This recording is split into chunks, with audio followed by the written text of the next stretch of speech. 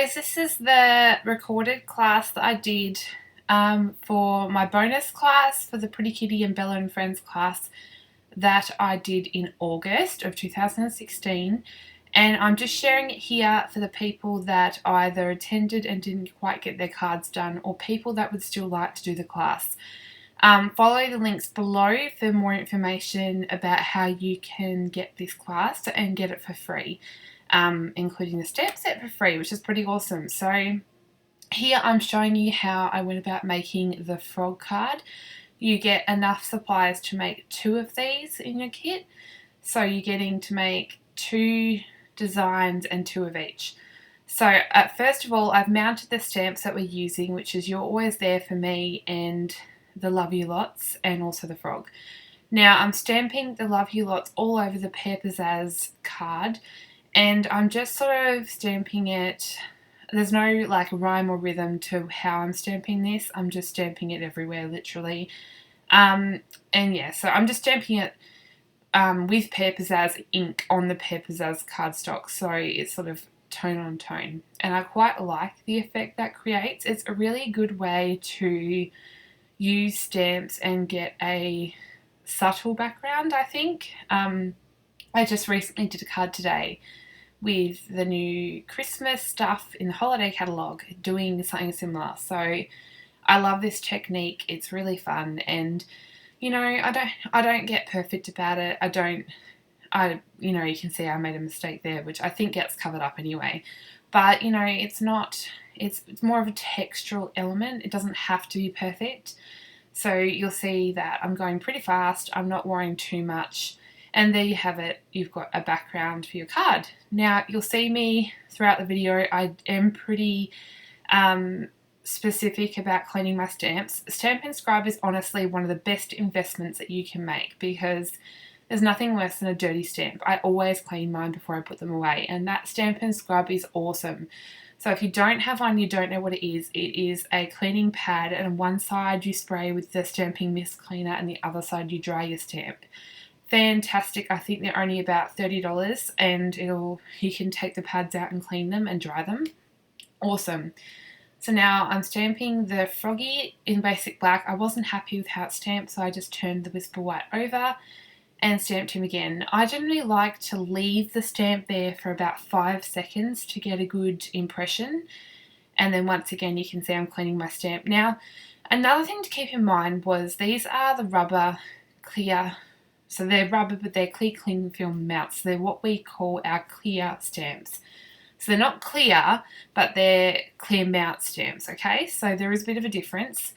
So I'm getting sidetracked. Because of that, you want them to stick to the blocks, and sometimes they don't. Now, I had a bit of a play around. The thing I found was that if you rub the stamp and the stamp block on your trousers or your top, create a bit of static and then put it on, because they work off static cling. So that's really handy to know. Now, what I just did then was I used our tag, what's it called? I can't remember the name off the top of my head, but on the blog I will have a full supplies list for this. It creates a flag, and it's really, I mean, you could do that with scissors if you don't have one, so don't feel like you need one, but I have one and I use it all the time. It's super easy. You get the perfect tail, and it does 1 inch, 1.5 and 2 inch sizes in there, so that's super easy and super fun. And I've also used my sewing machine to sew around the edges, which is not compulsory at all. Now I'm adding a doily, and then I'm sticking down my frog, and then I'm going to do some colouring. So I'm just getting the basis of the card down, and then I will colour that in and show you how it's done. So I'm using cucumber green. You can use any green you like. Now this is where I bring the blender pen in. This is an awesome tool to have. It comes in a set of 3 and it will last you ages. You'll see me clean it off, I think, either in this video or the next. You just simply like colour it out on a bit of copy paper and it will go clear again. So you can just use it in between colours. It is really awesome for colouring in stamped images. Something to keep in mind though is when you're stamping with the archival black is that it does take a little bit longer to dry.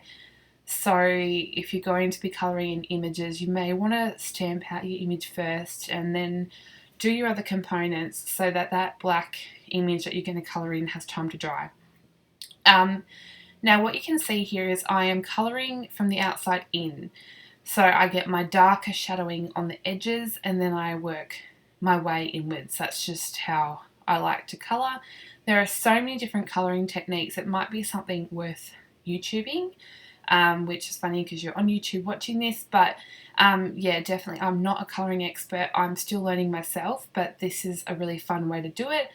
I'm only using the normal Whisper White cardstock here, and what I would suggest and what I would do next time is either use the watercolour or the thick Whisper White, because you do get paper peeling if you add too much blending, because it is an alcohol based pen.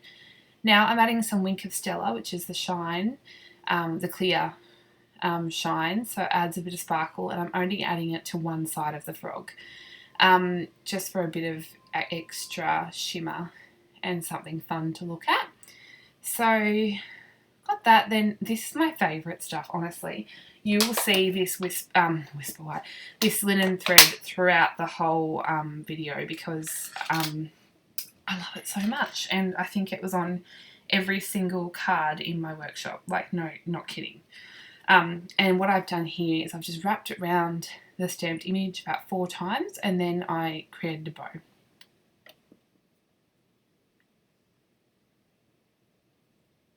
So I'm just tying the bow here.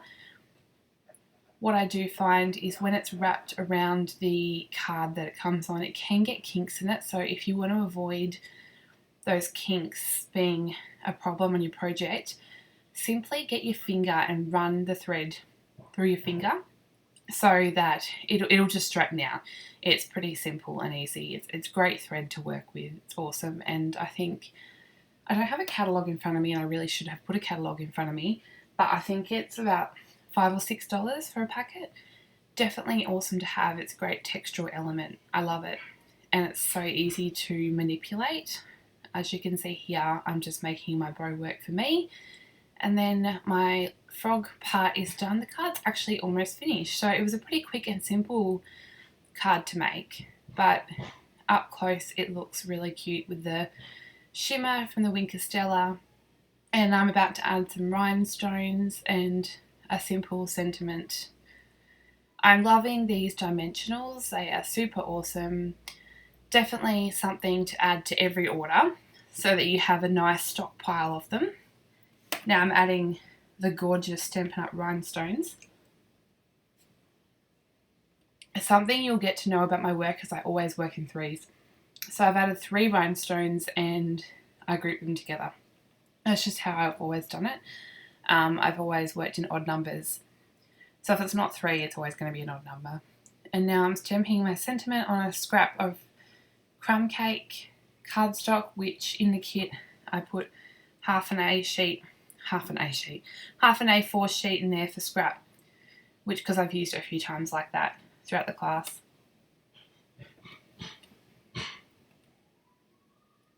My dad is listening to 80s music in the background, I think it's 80s. So if you can hear that, that's what that is.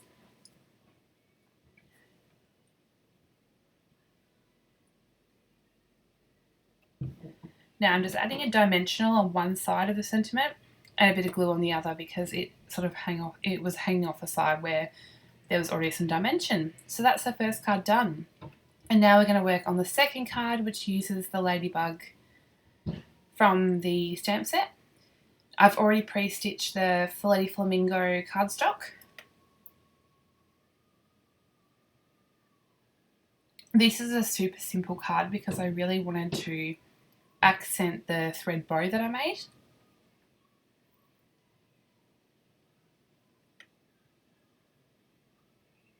So now I'm just cleaning off. I'm not sure why I cleaned that off. Oh, it might have been, yeah, sorry. I didn't clean off the last stamps from the last bit. So I'm just going to stamp in basic black again. Stamp my ladybug.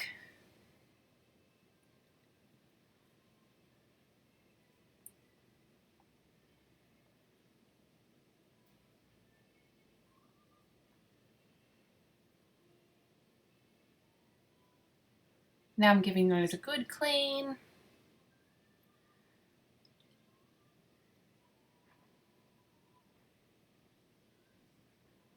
And this one is mounted on that gorgeous copper foiled designer series paper from the Affectionately Yours collection. It is amazing. When you see it in person, you'll just want the whole collection. It's gorgeous. And now I'm using real red to colour. It came out deeper than the original card, but I quite like it still. And it's deeper on one side than the other, so you get that shading effect.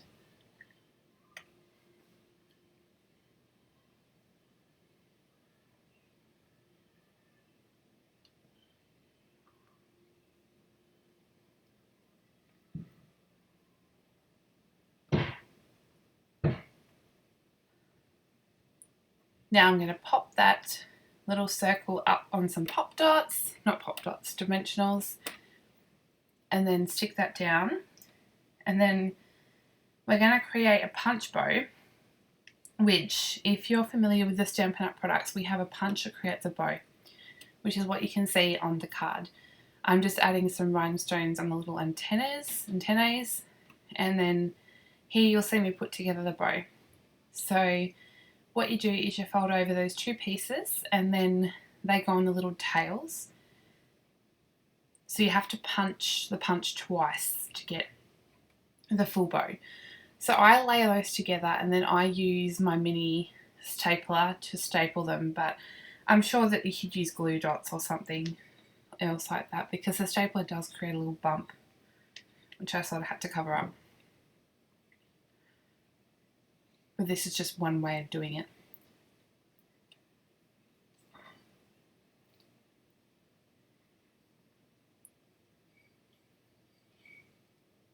Now I'm just fiddling with some glue with that middle wrap that covers up the join.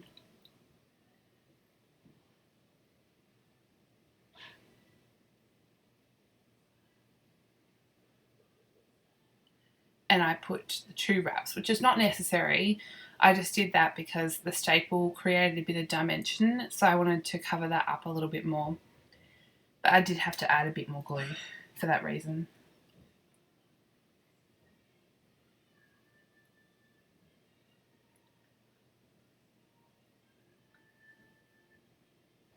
Now I'm just deciding where I want to put it.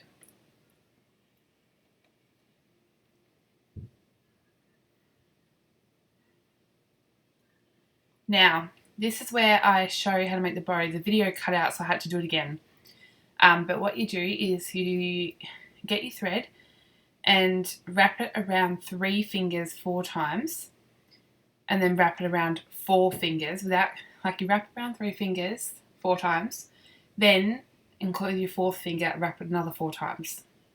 Then pull it together, wrap it in the middle around a few times, and then tie it a knot, if that makes sense, and then just fluff it out a little bit. I am happy to do a slower video on that if anybody does require me to do it again, because I realise it was a little bit fast.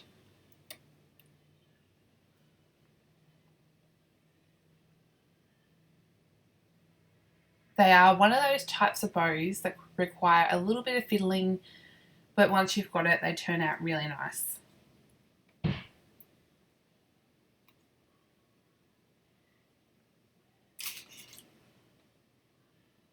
Now I'm just adding my bow.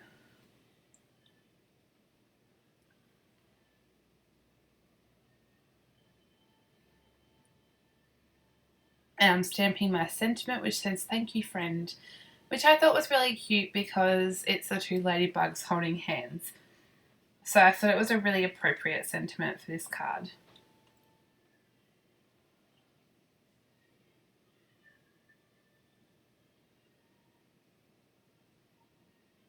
To create the flagged effect, I've simply cut a snip in the middle and then snip it down to meet that snip, if that makes sense. You can see what I've done just there.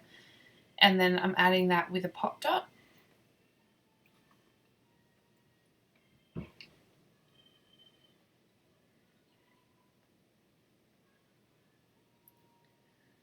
And I think I was just fixing up the edges there because I wasn't quite happy with how it turned out. And I decided to do something a bit different with this one, and I inked the edges with the crumb cake ink. So all you need is a sponge and really lightly ink it. It doesn't take much. A little goes a long way with this technique. And that just sort of makes it blend in a little bit and create a more finished effect. So I really love how that turned out. Then I just go attach it to the card, and that's the 2 cards done for the bonus Love You Lots class. So if you want to know more, follow the links below. I would love to hear from you, and you can shop for all these supplies in my shop. So thank you so much for watching, and I'll see you in my next video. Bye guys!